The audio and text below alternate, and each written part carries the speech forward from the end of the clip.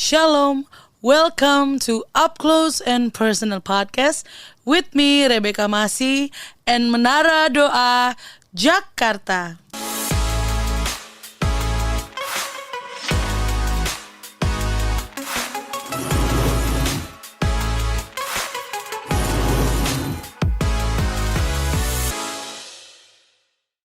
Dalam episode kemarin kita sudah membahas tentang mental illness. Kita tidak bisa menganggap enteng ya Bu ya, yang namanya depresi, frustasi, anxiety dan segala macam hal-hal yang terjadi dalam jiwa kita. Karena hal tersebut bisa berbahaya jika tidak ditangani dengan baik, bahkan tidak banyak yang mengakhiri hidupnya karena hal-hal tersebut. Masih bersama dengan narasumber kita, Ibu Elke Wijanarko. Shalom Ibu. Shalom Eka, shalom semuanya.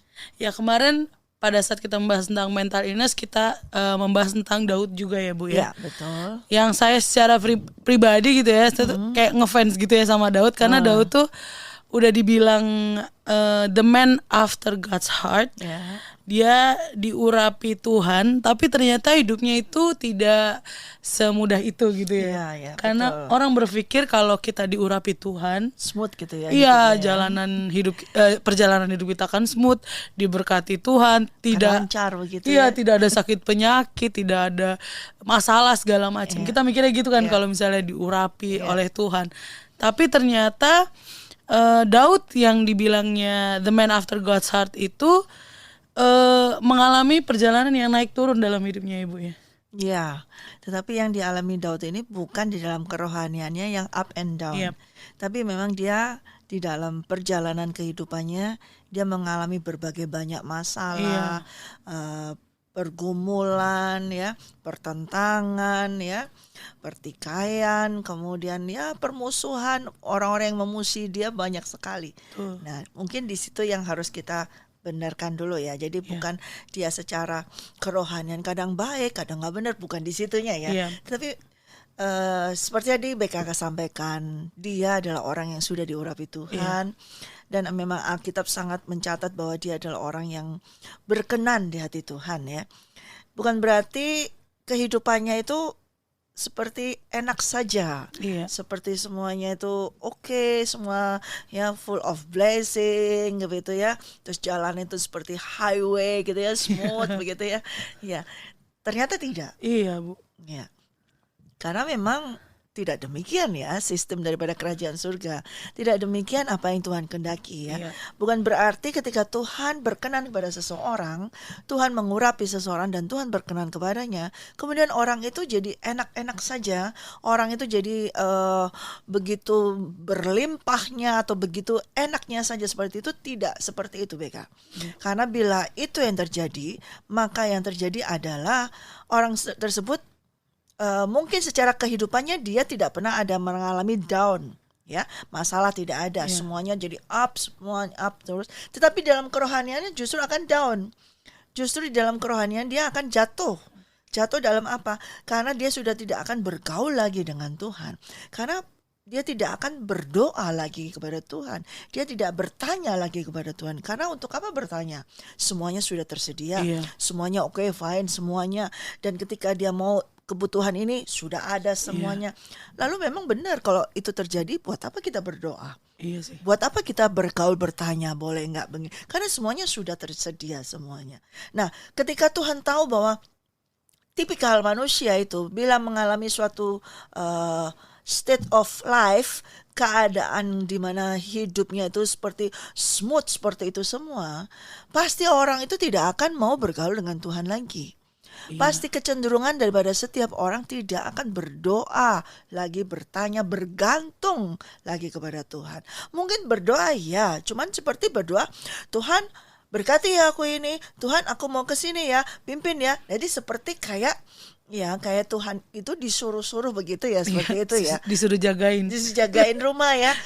Tuhan aku mau pergi jagain rumah ya, seperti itu.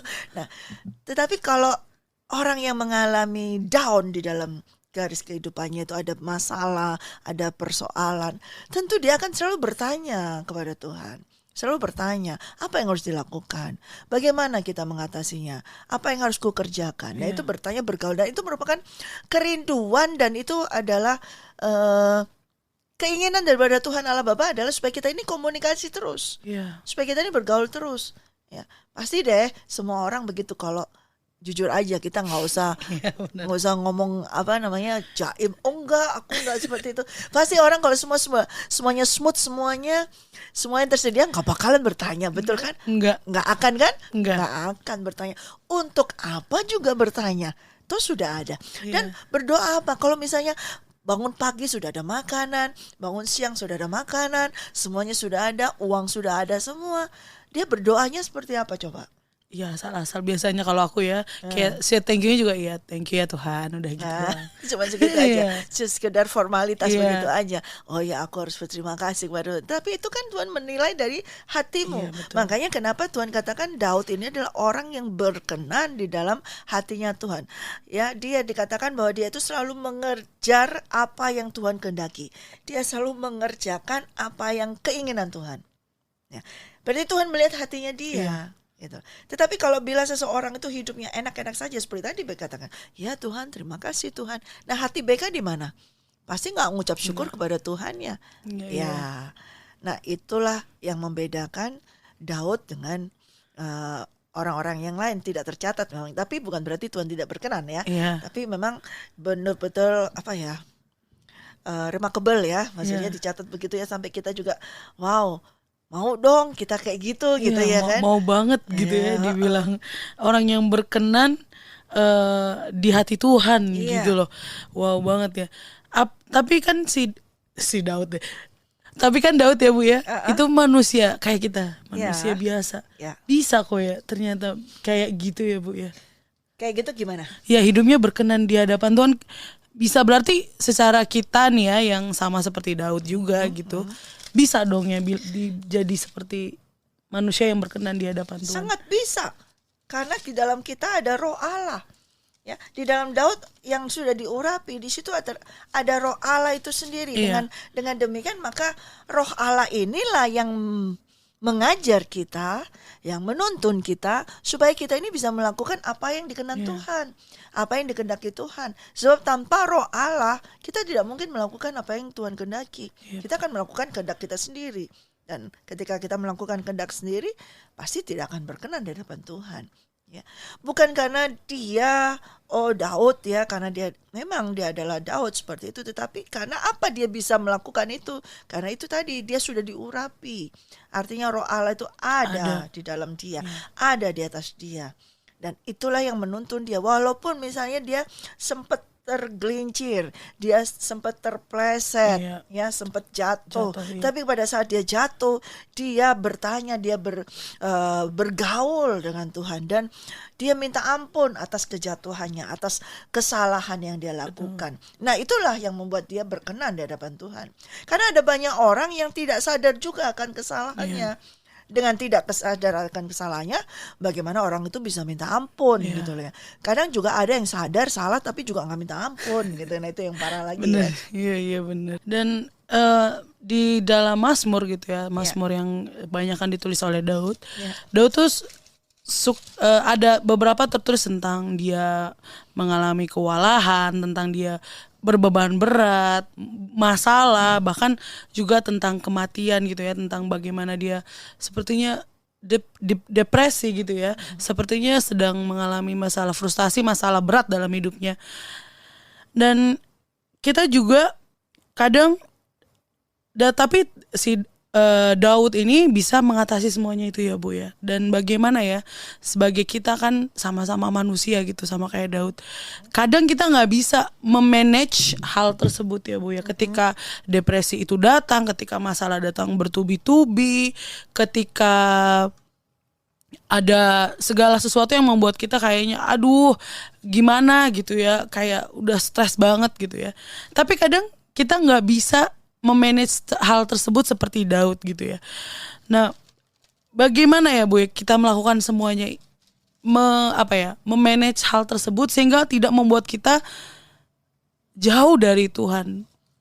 Kita pengennya tuh kayak seperti Daud, malah ketika masalah, cobaan, ujian datang dia lulus loh gitu loh.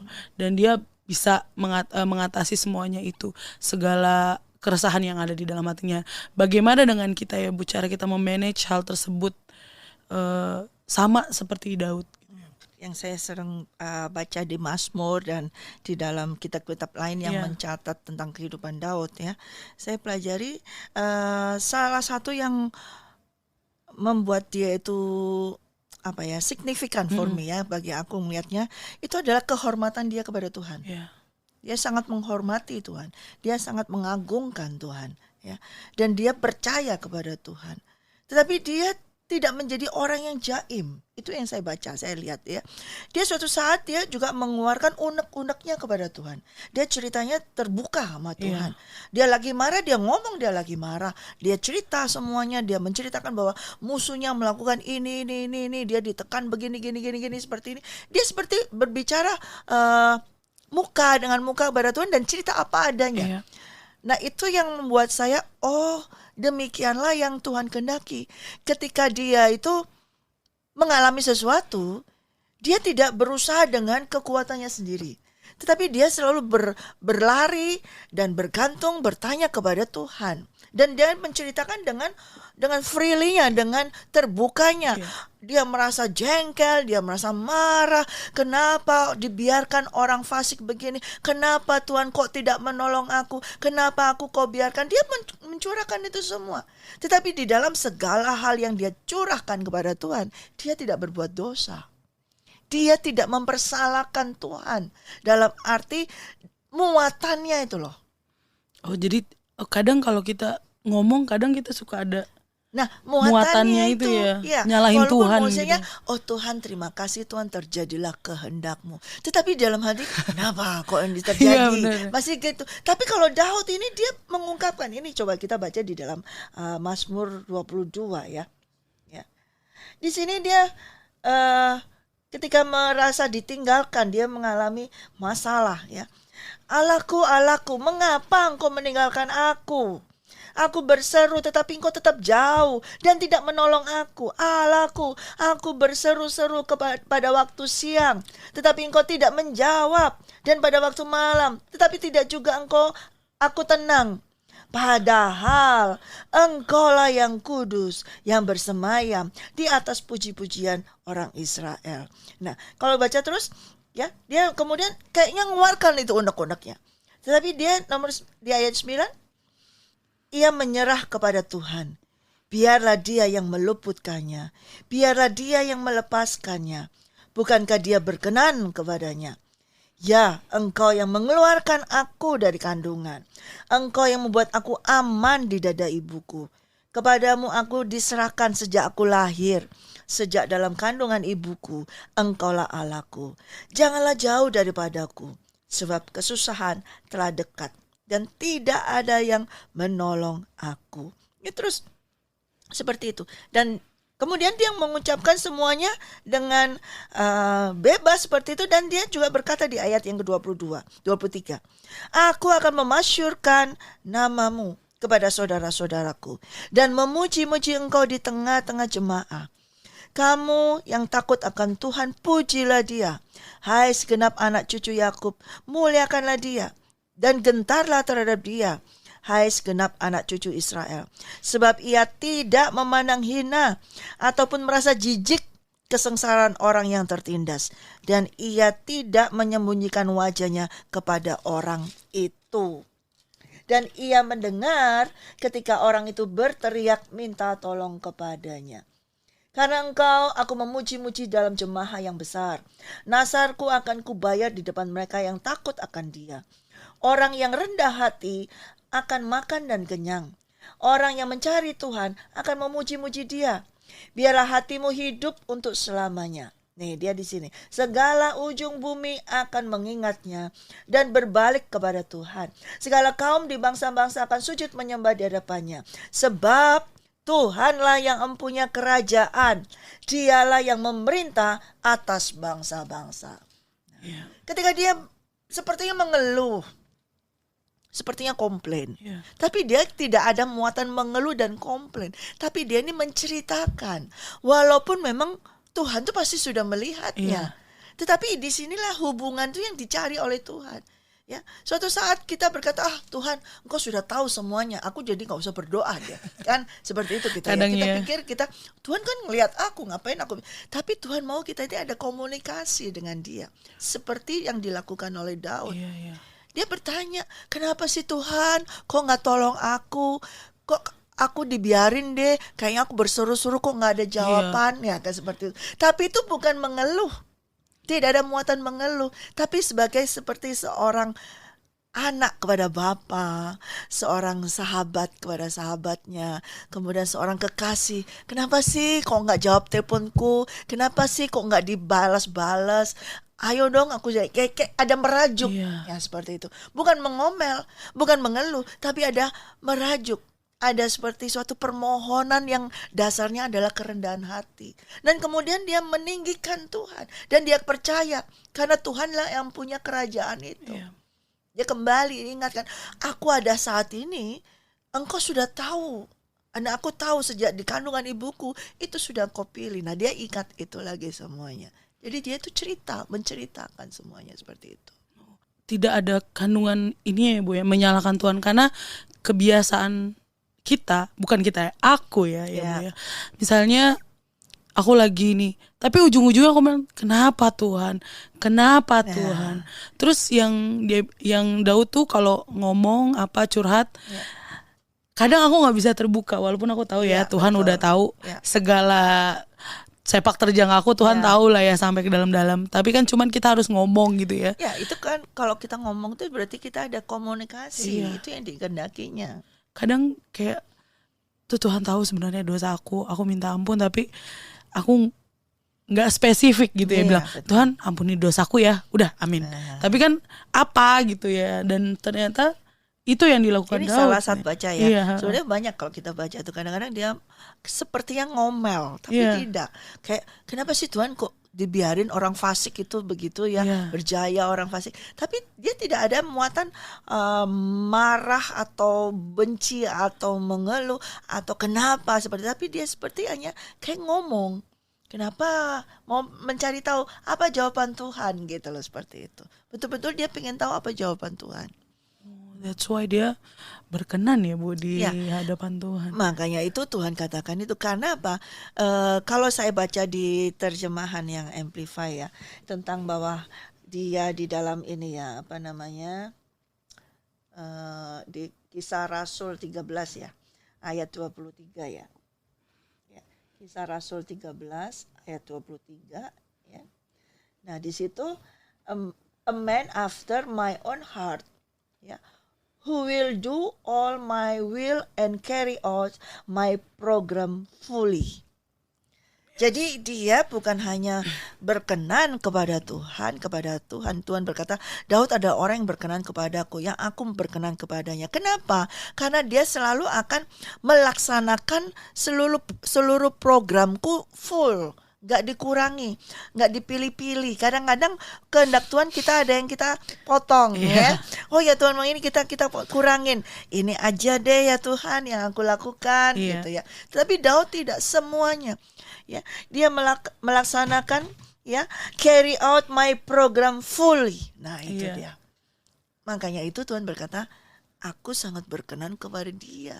Kalau aku kadang dikasih satu, aku ngerjainnya setengah.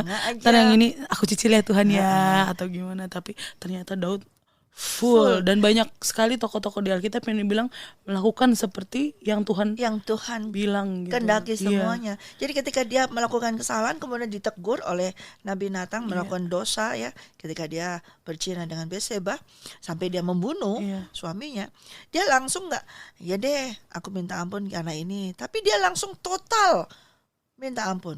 Selalu seperti itu.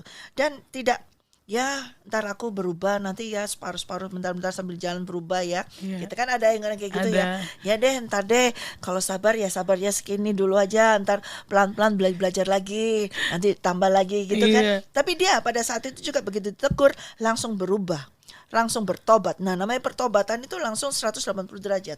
Tidak ya berapa derajat 90, dulu deh gitu, ntar besok boleh. Tapi tidak, begitu ditegur langsung repent, langsung bertobat.